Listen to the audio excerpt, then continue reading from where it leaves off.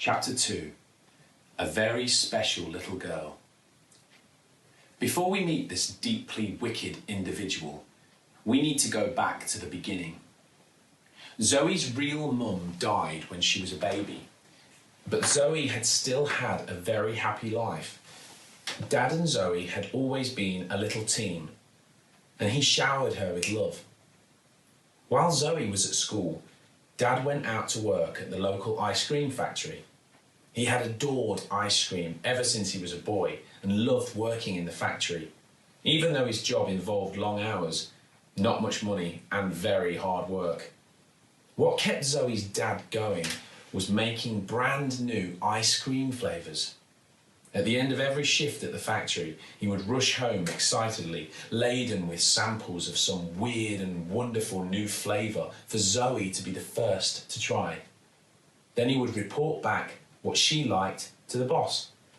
These were Zoe's favourites: Sherbet Bang, Bubblicious Bubblegum, Triple Choco Nut Fudge Swirl, Candy Floss Supreme, Caramel and Custard, Mango Surprise, Cola Cube and Jelly, Peanut Butter and Banana Foam, Pineapple and Licorice, and Whiz Fizz Space Dust Explosion. Her least favourite was Snail and Broccoli. Not even Zoe's dad could make snail and broccoli ice cream taste good. Not all of the flavours made it to the shops, especially not snail and broccoli, but Zoe tried them all. Sometimes she ate so much ice cream she thought she would explode. Best of all, she would often be the only child in the world to try them, and that made Zoe feel like a very special little girl indeed. And there was one problem. Being an only child, Zoe had no one at home to play with, apart from her dad, who worked long hours at the factory. So by the time she reached the age of 9, like many kids, she wanted a pet with all her heart and soul. It didn't have to be a hamster. She just needed something, anything to love. Something that she hoped would love her back. However, living on the 37th floor of a leaning tower block, it had to be something small. So, on Zoe's 10th birthday, as a surprise, Dad left work early and met his daughter at the school gates. He carried her on his shoulders.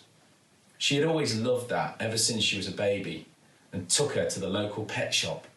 There, he bought her a hamster.